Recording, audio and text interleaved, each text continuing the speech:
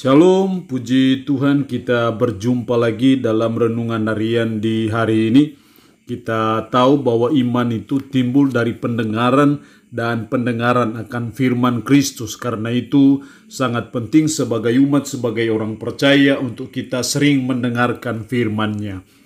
Mengawalinya mari kita berdoa. Kami menaikkan pujian dan syukur kami kepadamu ya Allah di hari ini.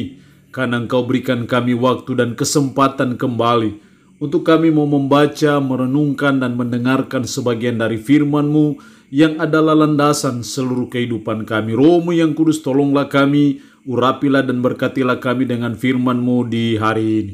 Dalam nama Tuhan Yesus Kristus kami berdoa. Amin.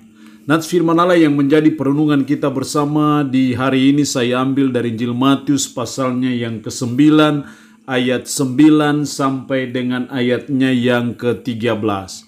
Matius pasal 9 ayat 9 sampai dengan ayatnya yang ke-13. Secara khusus saya akan baca ayatnya yang ke-13. Demikian firman-Nya. Jadi pergilah dan pelajarilah arti firman ini. Yang ku kehendaki ialah belas kasihan dan bukan persembahan. Karena aku datang bukan untuk memanggil orang benar, melainkan orang berdosa. Demikian kebenaran firman Allah hari ini yang mengajar kita kehendak Kristus bagi kita. Apa yang menjadi kehendak Kristus bagi kita? Sebagai umat, sebagai orang percaya, kita terus belajar untuk memahaminya, mengetahui kehendak Kristus, dan kita belajar untuk mau menerapkan ataupun melakukan apa yang Kristus kehendaki bagi saudara dan saya.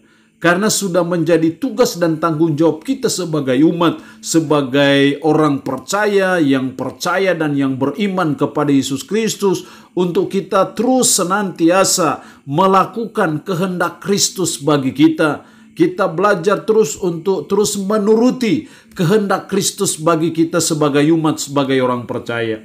Dalam ayat 13 tadi, jadi pergilah dan pelajarilah arti firman ini. Yang ku kehendaki ialah belas kasihan dan bukan persembahan. Yang ku kehendaki, yang Kristus kehendaki dalam hidup kita sebagai umat, sebagai orang percaya, kita terus mau memahaminya dan terus belajar untuk menerapkannya dalam kehidupan kita sehari-hari.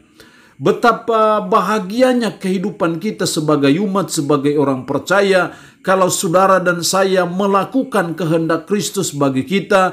Dan saya percaya ketika kita melakukan kehendak Kristus bagi kita, maka itu berarti kita akan menyenangkan Tuhan, kita akan berkenan kepada Tuhan. Dan ketika hidup kita menyenangkan Tuhan, hidup kita berkenan kepada Tuhan, pasti Tuhan akan menolong kita, memberkati kita dalam kehidupan kita, pekerjaan, usaha, maupun kesibukan kita sehari-hari.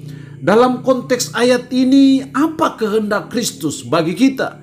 Apa yang Kristus mau, yang Kristus kehendaki dalam hidup kita sebagai umat, sebagai orang percaya?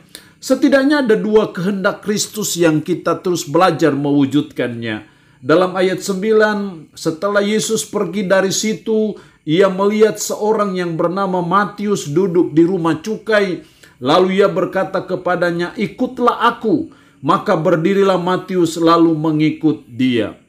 Kehendak Kristus bagi kita yang pertama adalah supaya kita mengikut Kristus. Supaya saudara dan saya ikut Kristus, ikut apa maunya Kristus. Saudara dan saya mau melakukan apa yang diinginkan Kristus, mengikuti Kristus, meneladani Kristus dalam seluruh kehidupan kita. Itu yang Kristus mau, itu yang Kristus kehendaki dalam hidup kita sebagai umat, sebagai orang percaya. Seperti dia memanggil seorang pemungut cukai yang namanya Matius, "Ikutlah aku." Kristus juga mengajak kita sebagai umat, sebagai orang percaya yang sudah percaya dan beriman kepada Dia, supaya kita mengikut Dia. Mengikut Dia artinya bahwa kita mau melakukan apa yang Kristus lakukan. Kita mau meneladani Kristus, sehingga akhirnya ketika kita meneladani Kristus, maka kita akan hidup serupa dengan Kristus. Tujuan utamanya adalah Ketika kita mengikut Kristus adalah supaya kita bisa hidup serupa dengan Kristus.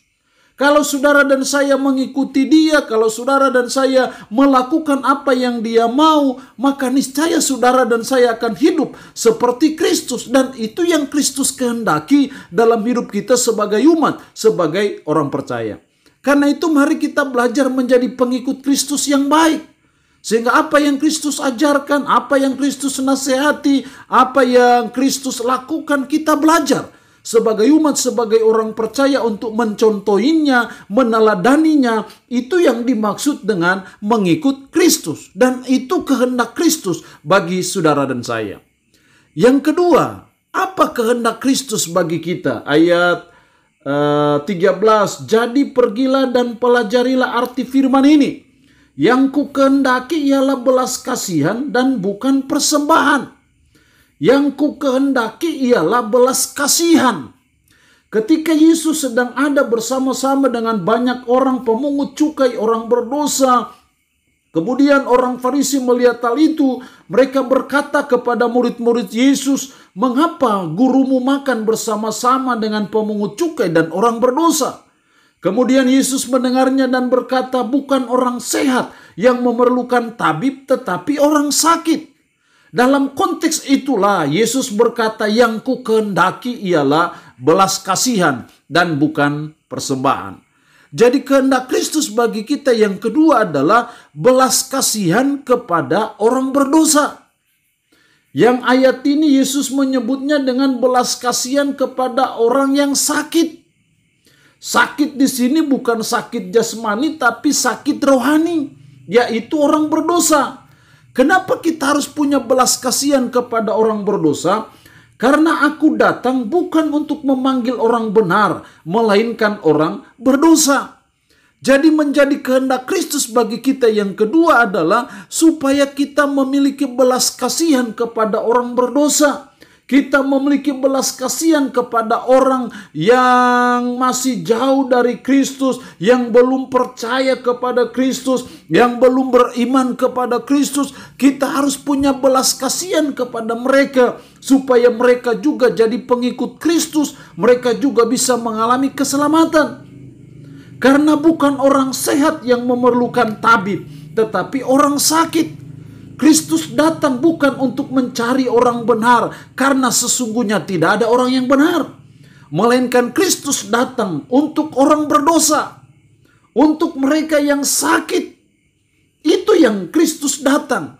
Nah, karena itu sebagai umat, dalam melakukan kehendak Kristus bagi kita, maka kita belajar supaya kita punya belas kasihan kepada mereka yang terhilang, punya belas kasihan kepada orang berdosa, punya belas kasihan kepada mereka yang belum percaya kepada Kristus, yang belum beriman kepada Kristus, punya belas kasihan kepada mereka yang selama ini masih antri menuju neraka. Kita harus punya belas kasihan seperti belas kasihan Kristus bagi orang berdosa. Ini yang menjadi kehendak Kristus bagi kita, yang terus kita perjuangkan, kita terus usahakan dalam hidup kita, sehingga sebagai umat, sebagai orang percaya, kita selalu berbelas kasihan kepada mereka orang berdosa, kepada mereka yang belum percaya ataupun beriman kepada Kristus.